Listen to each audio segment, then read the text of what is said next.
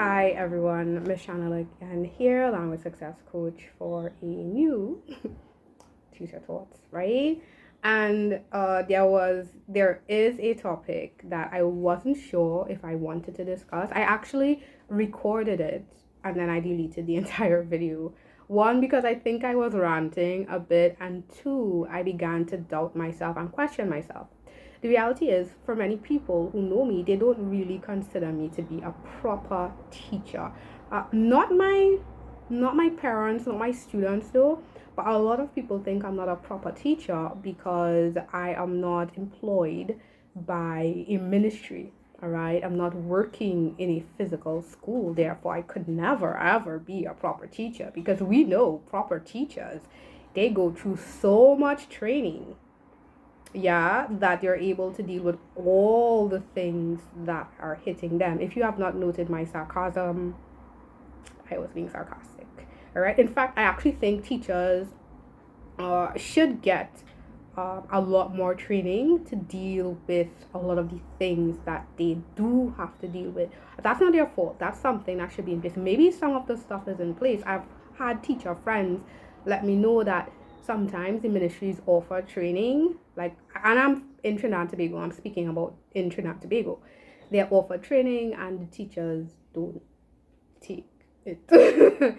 All right, so that's a whole other issue, and again, maybe I'll do a video one of these days about some of the things that should be in place to help teachers, and a lot of it is communication. But what I want to talk about today is how I think a teacher should relate to students, especially students that are alive in this current generation. All right, the Gen Z to the Gen A, the alphas, right? These are kids that are alive in a time that have a lot more information and knowledge than us older folks probably had when we were that age. They're a lot more aware. They're a lot more, to a certain degree, discerning, and they've been raised with a lot more, I want to say, confidence to a certain degree. A lot more confidence. You know, they've seeing examples of confidence maybe a bit more often. And the real issue that came up was, do you need to be strict? Right? You know, there's this kind of concept of teachers being strict, and that they have to be strict and mean and serious face and stuff like that. And I don't really agree with that. No, I'm pretty chill with all my students, primary, secondary, pre-university. And what I focus on, which I think works, it works for me, is I focus on having a conversation and speaking to them directly as persons, human beings, just with less experience than I do. All right, so I moderate my the type of conversation I will have depending on the age group. You know, primary school kids will get a different type of conversation. Secondary, a different type. Pre-university, that's what I call K. They're pre-university, right? They get a different type of conversation. And then if I'm speaking to primary, my standard two luckies will get a different vibe from standard four legends versus the standard three learners, right? Because you're at different stages of development. But regardless, I try to keep it real. I try to speak to them. I try to find out more about them, what they like, because especially as a teacher of languages, and again, maybe it's because I'm teaching languages, a student of mine pointed that out. You know, she's a teacher now, and she's saying, hey, but when I teach languages, I've got to talk. I've got to get them to talk. And that's a whole other video. Language teachers, a whole other video, right? So I need them to talk because I need to understand their style as well. I need to understand where their head is at. I need to assess them constantly. All right. Granted, I think that's hard to do when you have large classes. Again, another thing to talk about with public school system. However, for me, I don't think it's disrespectful or unprofessional to actually have a friendly attitude with your students. I think because of that concept that teachers need to be mean, a lot of students then get confused and think if you're friendly, it means that they can treat you with less respect, right? So I do think if you're looking at a friendly attitude route, you do need to then teach your kids, hey, you need to respect me.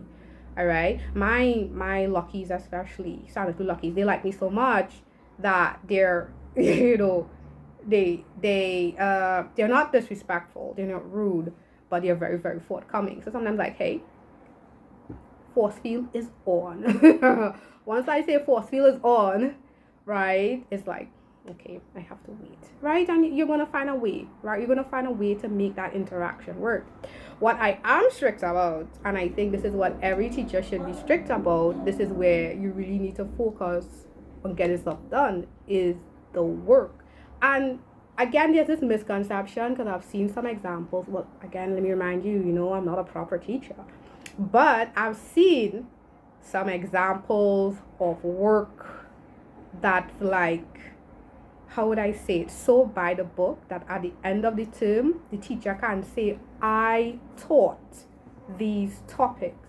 However, can that same teacher say, my students learned these topics? My focus, my aim as an educator is to ensure the kids learn, not to teach.